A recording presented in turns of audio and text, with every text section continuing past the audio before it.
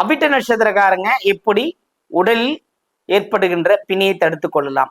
அவிட்டம்னு எடுத்துக்கிட்டாலே இந்த நாளமில்லா சுரப்பிகள் வேலை செய்யாது. அந்த நாளமில்லா சுரப்பிகள்ல பிரச்சனைகள் உண்டாக்கி கொடுக்கும். அதனால இதற்கு என்ன செய்யலாம் அப்படின்னா, நாளமில்லா சுரப்பிகள்ங்கிறது உள்தன்மை, அதாவது நம்ம அகத்தன்மையுள்ள அது எல்லா விதமான செயல்களையும் செய்யக்கூடிய அமைப்புகள் உண்டு. அது அவிட்டத்துக்கு ஏன் இருக்குன்னா, அவிட்டமே செவ்வாயோட நட்சத்திரம் தான். ப்ரெஷர் பாயிண்ட்டுக்குள்ள அதிகம் போயிட்டீங்க அப்படின்னா அது உங்களுக்கு நோயை உண்டாக்கி கொடுக்கும். நீங்க அந்த ப்ரெஷரை கம்மி பண்ணி வச்சுக்கிட்டீங்கன்னா, ப்ரெஷர் எப்படி கம்மி பண்ணணும்?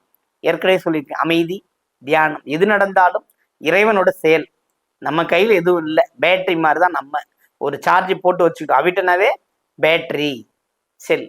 அப்போ அது சார்ஜ் இருக்கிற வரலும் ஓகே. சார்ஜ் குறைஞ்சா நம்ம சார்ஜ் ஏற்றிக்கணும். அந்த சார்ஜ் ஏத்துறது தான் இறை வழிபாடு.